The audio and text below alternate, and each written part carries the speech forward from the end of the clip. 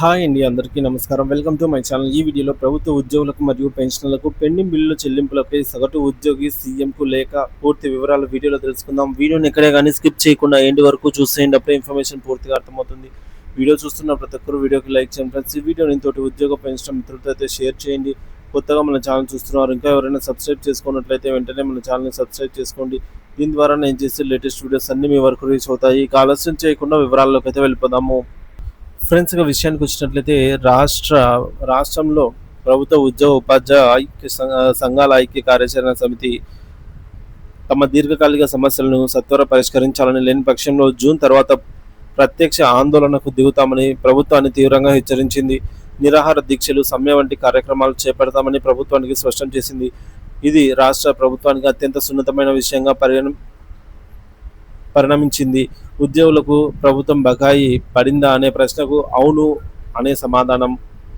ఉద్యోగుల విస్తృత మరియు ఆర్థిక గణాంకాలు చూసుకున్నట్లయితే రాష్ట్ర ప్రభుత్వానికి సేవలు అందిస్తున్న వారిలో ప్రభుత్వ ఉద్యోగులతో పాటు కాంట్రాక్ట్ మరియు అవుట్సోర్సింగ్ సిబ్బంది కూడా ఉన్నారు. మొత్తం మీద రాష్ట్ర వ్యాప్తంగా 9.21 లక్షల మంది ప్రభుత్వ యంత్రాంగం భాగస్వాములుగా ఉన్నారు. వీరిలో ప్రతి నెల చెల్లించాల్సిన జీతభత్యాలు అక్షరాల 4,539 కోట్లు జీతాల పెన్షన్లకే సరిపోతుంది. ఇది ప్రభుత్వ ఖజానాపై గణనీయమైన భారమైనప్పటికీ ఉద్యోగుల సేవలకు ప్రతిఫలంగా చెల్లించాల్సిన తప్పనిసరి వ్యయం. పేరుకుపోయిన బకాయిలు, ఉద్యోగుల ప్రధాన డిమాండ్లు. ఉద్యోగులకు సంబంధించి అనేక అంశాలు సుదీర్ఘ కాలంగా పెండింగ్లో ఉన్నాయి. ప్రధానంగా మెడికల్ రియంబర్స్మెంట్. ఉద్యోగ మరియు పెన్షనర్లకు, వారి కుటుంబ సభ్యులకు వైద్య ఖర్చులకు సంబంధించి బిల్లులు సకాలంలో చెల్లించకపోవడము. Retirement benefits. పదవి విరమణ చేసిన ఉద్యోగులకు రావాల్సిన gratuity, pension, commutation, surrender leave వంటివి సకాలంలో అందకపోవడము. పిఆర్సీ బకాయిలు. నూతన పిఆర్సీ సిఫార్సులను అమలు మరియు వాటికి సంబంధించిన ఎరేర్స్ చెల్లింపుల్లో జాప్యం. అలాగే డిఎన్ఎస్ అలవెన్స్, డిఏ బకాయిలు. 5 విడతల డిఏ బకాయిలు ఇంకా ఉద్యోగులకు చెల్లించాల్సి ఉంది. ఈ బకాయిలను కలిపి దాదాపు 8 నుంచి 10,000 కోట్ల వరకు పేరుకుపోయి ఉన్నాయని ఉద్యోగ సంఘాలు అంచనా వేస్తున్నాయి. ఈ బకాయిల సంగతి తేల్చండి, లేకపోతే ప్రభుత్వానికి సహకరించేదే లేదు అనే డిమాండ్తో వారు ప్రభుత్వానికి జూన్ 9 వరకు గడువు విధించారు. ప్రభుత్వ స్పందన మరియు ఉద్యోగ సంఘాల అసంతృప్తి. ఈ పరిణామాలతో రాష్ట్ర ప్రభుత్వం కొంత ఇబ్బందికరమైన పరిస్థితిని ఎదుర్కొంటోంది. ముఖ్యమంత్రి శ్రీ రేవంత్ రెడ్డి గారు ఈ విషయంపై స్పందిస్తూ కొత్తగా రిటైర్ అయిన వారందరికీ చెల్లింపులు వెంటనే జరుగుతాయి. అయితే పెండింగ్లో ఉన్న బకాయిలను రాబోయే 12 నెలల్లో దశల వారీగా చెల్లిస్తామని హామీ ఇచ్చారు. అయితే ఈ ప్రతిపాదనతో ఉద్యోగ సంఘాలు సంతృప్తి చెందలేదు. తక్షణ పరిష్కారం కావాలని వారు పట్టుబడుతున్నారు. ఈ పరిస్థితుల్లో ఒక రిటైర్డ్ ఉద్యోగి ఆవేదనతో ముఖ్యమంత్రి గారికి రాసిన లేఖ సోషల్ మీడియాలో వైరల్ అవుతోంది. అది ఉద్యోగుల వాస్తవ కష్టాలను, ప్రభుత్వ నిర్లక్ష్యాన్ని ప్రతిబింబిస్తోంది. ఆ లేఖలోని ముఖ్యాంశాలు చూసుకున్నట్లయితే ఈ విధంగా ఉన్నాయి. గౌరవనీయులైన ముఖ్యమంత్రి గారికి, నేను గత మే నెలలో పదవి విరమణ చేశాను. ఇప్పటివరకు నా general provident fund GPF final amount, gratuity 40%, pension commutation amount, 10 నెలల సరెండర్ లీవ్ అమౌంట్ ₹1 కూడా నాకు అందలేదు. ఇవన్నీ కూడా నా కష్టార్జితం, నా హక్కు. నేనేమైనా ప్రభుత్వం చేసిన అప్పులు తీర్చమని అడిగానా? నాకు ఉచిత ఇల్లు కట్టించమని అడిగానా? ఉచిత పెన్షన్ నీకు కావాలని అడిగానా? నా ఇంటికి ఉచిత కరెంటు బిల్లు కట్టమన్నానా? తక్కువ రేట్లకు గ్యాస్ సిలిండర్లు కావాలన్నానా? నా భూమిని పండించుకోవడానికి ఎకరానికి 15,000 కావాలని అన్నానా? నా పొలానికి ఉచిత కరెంటు కావాలన్నానా? ఉచితంగా గొర్రెలు, మేకలు, పందులు, బర్రెలు కావాలని అడిగానా? వీటిలో ఏది నాకు ఉచితంగా ఇవ్వమని నేను అడగలేదు. నిజాయితీగా నేను పన్నులు కట్టాను, ఎప్పుడూ ఎగరగొట్టలేదు. నా సంపాదన అంతా ప్రభుత్వ లెక్కల్లోనే ఉంది. నా పిల్లలకు ఎలాంటి స్కాలర్షిప్లు రాలేదు. లక్షల రూపాయలు అప్పులు చేసి ఫీజులు కట్టించి చదివించుకున్నాను. అప్పులు చేసి పిల్లలకు పెళ్లిళ్ళు చేశాను. నేను నా కొడుక్కి సైకిల్ మీద వెళ్ళి ఇంజనీరింగ్ కాలేజీలో ఫీజు కడితే నాతో పాటు కారులో వచ్చిన వ్యక్తి తెల్ల రేషన్ కార్డు ఉండటం వల్ల ఫీజు కట్టలేదు. చివరికి సొంత ఇల్లు కట్టుకుందామన్నా, అరెకరం పొలం కొనుక్కుందామన్నా డబ్బులు లేవు. నేను రాత్రింబవళ్ళు కష్టపడి డ్యూటీలు చేశాను.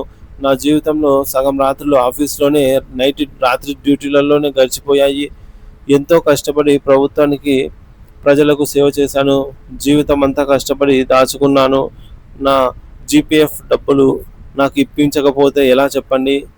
అలాగే నిజంగా ఎంతమంది ఉచితాలకు అర్హులో తేల్చండి. సో వారికి ఎంతైనా ఇచ్చుకోండి, మేము వద్దనము. దయచేసి మా హక్కుగా రావాల్సినవి మాకు ఇప్పించండి. మేము కూడా ఓట్లు వేశాము. మమ్మల్ని కూడా మనుషులా గుర్తించండి.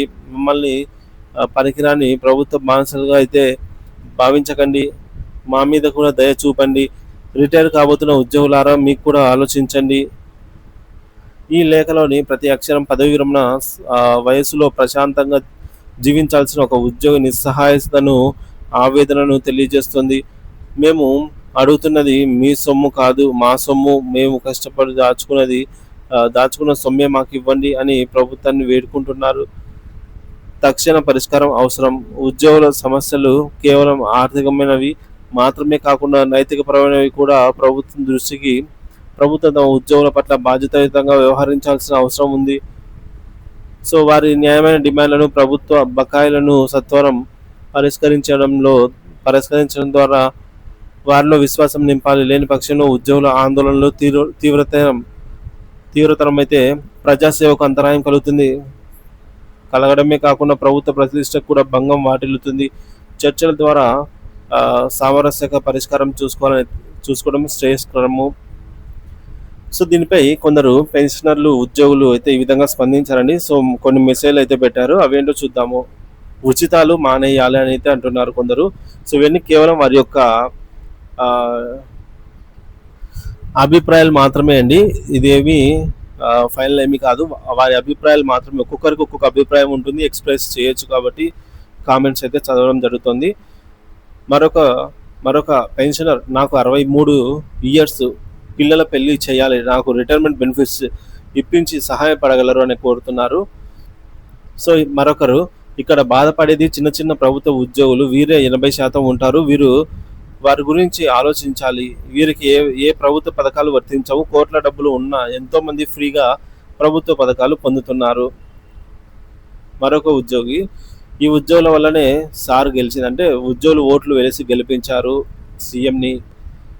ఇకపోతే మరొక ఉద్యోగి, మా పైసలు జీపీఎఫ్, టీఎస్జిఎల్ఐ ఎక్కడికి పోయాయి? ఇది గవర్నమెంట్ కాదు, జస్ట్ షో. నెక్స్ట్ ఎప్పుడు రాదు. ఎంప్లాయీస్కి శాలరీస్ ఇవ్వలేనని ఎందుకు అన్న? సో ఉచితాలు పార్టీవి కదా, అంటే ఉచితాలు అయితే ఇస్తున్నారు, జీతాలు, పెండింగ్ బిల్స్ ఏవి ఎక్కడికి పోయాయని అడుగుతున్నారు.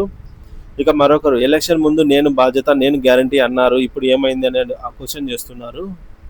సో మరొకరు, నేను 2 సంవత్సరాల కిందట సరెండర్ లీవ్ పెట్టుకున్నా, 2 సంవత్సరాలు అయింది, ఇంతవరకు రాలేదు. అప్పుడు నా భార్యకు పక్షవాతం, ఇప్పుడు ఆమె చనిపోయి 1 సంవత్సరం, హాస్పిటల్ ఖర్చులకు కూడా 1 సంవత్సరం అయింది, హాస్పిటల్ ఖర్చులకు కూడా రాలేదు. ఆమె అంత్యక్రియలకు కూడా రాలేదు. టీవీ లో పెట్టుకున్నాము, సో అది అప్లై చేసి సంవత్సరం దాటింది, చేతికి డబ్బు అయితే అందలేదు. ఒక్కసారి పాలకులు ఆలోచించాలి. ఒక సమస్య ప్రభుత్వ టీచర్ని, ఇది నా పరిస్థితి ఎవరికి చెప్పుకోవాలి? సో ఒక టీచర్కే పరిస్థితి దారుణంగా అయిపోయింది. సో ఈ విధంగా ఉంటే టీచరే ఎవరికి చెప్పుకోవాలి? ప్రభుత్వ ఉద్యోగి అని అయితే అడుగుతున్నారు. మరొకరు, జీపీఎఫ్ అప్లై చేసి 2 సంవత్సరాలు అయింది, ఇప్పుడు దానికి ఒక బుడ్డ పైసా రాలేదు. అవసరానికి పెట్టుకున్నది అవసరం లేకుండా పెట్టుకుంటాడా? నేను 2024 డిసెంబర్లో జీపీఏ ప్రపోజల్ పంపించాను, జీపీఎఫ్ ప్రపోజల్. ఇప్పటి వరకు వాటికి అతిగతి లేదు. దాంట్లో దాచుకున్నది ఎందుకు? అవసరాల కోసమే కదా దాచుకునేది అని మరొకరు క్వశ్చన్ చేస్తున్నారు. మరొకరు, ఎంప్లాయీస్ అంటే చిన్న చూపు అనిపిస్తుంది ప్రతి ప్రభుత్వానికి అని కూడా అంటున్నారు. వారి అభిప్రాయం వ్యక్తం చేశారండి. సో హౌసింగ్ కార్పొరేషన్లో పనిచేసిన చాలామందికి రిటైర్మెంట్ అయ్యి 10 సంవత్సరాలు పూర్తయినప్పటికీ బెనిఫిట్స్ రాకపోగా ఓల్డ్ ఇందిరమ్మ స్కీమ్లో పబ్బు ఇష్టంగా తయారు చేసి ఉద్యోగస్తులను కేసులలో ఇరికించి ఇప్పటి వరకు సెటిల్ చేయకుండా, బెనిఫిట్స్ పే చేయకుండా తిప్పి ఈ విధంగా చేస్తున్నారు. సో సీనియర్ సిటిజన్లు చెప్పే పరిస్థితి లేదు. 10 సంవత్సరాలు దాటినా కూడా ఈ విధంగా చేస్తున్నారని అయితే అంటున్నారు. మరొకరు, భారత రాజ్యాంగం ప్రకారం ప్రభుత్వ ఉద్యోగుల హక్కులను కూడా కాలరాస్తున్నప్పుడు రాబోయే నేటి యువత ప్రభుత్వ ఉద్యోగాలు ఎలా చేస్తారు, ఎలా ఎంచుకుంటారు వారు? సో ప్రభుత్వాలకు ఈ విధంగా ప్రభుత్వ ఉద్యోగాలకు ఎలా సిద్ధమవుతారంటున్నారు. ఇక సిపిఎస్ ఎత్తివేస్తా అన్నారు, చూడబోతే ఓపీఎస్ ఎత్తివేసేట్లు ఉన్నారు అని అయితే అంటున్నారు. మరొకరు, we want pending 5 DAs and PRC అంటున్నారు. మరొకరు, మీరు ఢిల్లీకి 1 ఇయర్లో 20 టైమ్స్ వెళ్ళారు. ఆ డబ్బులు ప్రజల పన్నుల డబ్బులు. మీరు ట్రైన్లో వెళ్ళండి. మీకు కూడా ఆర్థిక పరిస్థితి బాగోలేదని అర్థం చేసుకొని ట్రైన్లో తిరగండి. మీ వెహికల్లో కాకుండా బస్సులో తిరగండి. సో ఈ విధంగా పిఆర్సీ డిఏలు మా హక్కులు, మీరు కొత్తగా ఏమి ఇవ్వట్లేదు, ఉద్యోగులకు ఏమి ఇవ్వను అంటే కుదరదు, మేము కూడా మీకు ఓటు వేసాము అని కూడా మరొకరు వారి అభిప్రాయాన్ని వ్యక్తం చేశారు. మరొకరు, ఫ్రీ బస్సులు బంద్ చేస్తే అన్ని సెట్ అవుతాయి అంటున్నారు.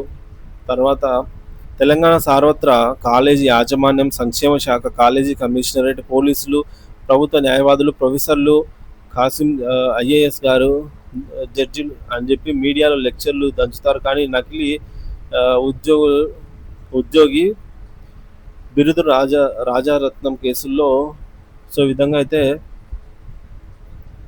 మెసేజ్ చేశారండి. సో మరొకరు, నాకు 2 లక్షల మెడికల్ రియంబర్స్మెంట్ రావాలి, 1 ఇయర్ అయినా రాలేదు, బయట ₹2 వడ్డీకి తెచ్చుకున్నాను, 4,000 అవుతుంది, వస్తాయా రావా అనే టెన్షన్గా ఉంది, నా జీతం 40,000, ఎలా రేషన్ కార్డు కూడా లేదు, నేను ఎలా జీవించాలని అయితే అడుగుతున్నారు. మరొకరు, payment of DA is not a demand, as soon as central government sanction DA it is the responsibility of state government to release such DA. So కేంద్ర ప్రభుత్వం విడుదల చేసింది కాబట్టి రాష్ట్ర ప్రభుత్వాలు కూడా విడుదల చేయాలి యాజ్ సూన్ యాజ్ పాసిబుల్ అని అయితే అడుగుతున్నారు.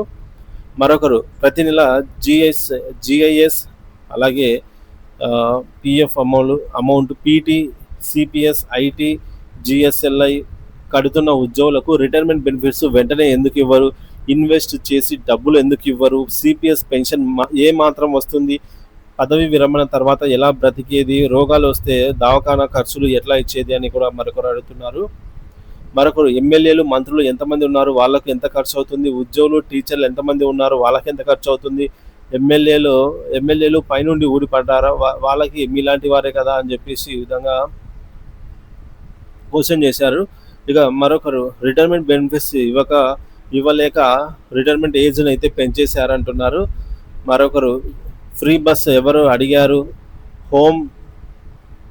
హోమ్లోకి ఫ్రీ పవర్ ఎవరు అడిగారు, అన్నీ స్టాప్ చేసి జస్ట్ సీనియర్ సిటిజన్లకి పెన్షన్ మాత్రం ఉంచండి సరిపోతుంది అంటున్నారు. వారి అభిప్రాయం అండి. సో ప్రతిరోజు న్యూస్ ఛానల్లో ఎంప్లాయీస్ పెండింగ్ డిఏల గురించి మాట్లాడుతున్నారు తప్ప తెలంగాణ నిరుద్యోగ యువత సమస్యల జాబ్ క్యాలెండర్ గురించి ఎవరు మాట్లాడలేదంటున్నారు. మరొకరు, అవుట్సోర్సింగ్ ఉద్యోగుల జీతాలు లేవు సార్, 4 నెలల నుంచి వచ్చే 10,000 కూడా రాకపోతే ఎట్లా బతకాలి అవుట్సోర్సింగ్ ఉద్యోగుల వేదన. మరొకరు, ప్రభుత్వ ఉద్యోగం అరే అని చెప్పేసి ఈ విధంగా రాత్రి పౌరులు కష్టపడి సాధించుకుంటే సో ఎందుకు ఇలా అయితే అంటున్నారు. మరొకరు, ఉద్యోగాల్లో మున్సిపాలిటీకి చెందిన వాళ్ళు కూడా ఉంటారు, వాళ్ళంతా కలిసి బంద్ ప్రకటిస్తే అప్పుడు ఎలా పారిశుద్ధ్యం లోపం జరుగుతుంది కదా అని అంటున్నారు. మరొకరు, 20,000 వచ్చిన ప్రైవేట్ ఉద్యోగి ఎంతో హ్యాపీగా బతుకుతున్నాం అని చెప్తున్నారు. మరి ఇన్ని ఫెసిలిటీస్ ఉండి కూడా గవర్నమెంట్ ఉద్యోగి ఎందుకు సరిగా లేడు అంటున్నారు.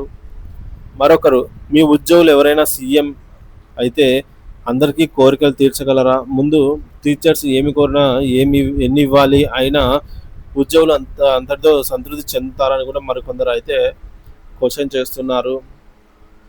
ఉద్యోగులు కష్టపడి పనిచేస్తూ న్యాయమైన హక్కులు అడుగుతారు, ఉచితాలు అడిగితే సోమరిపోతులు కాదు, ఉచితాలు అడిగేవారు కాదు, కష్టపడి పని చేసినందుకే అడుగుతున్నారు అంటున్నారు.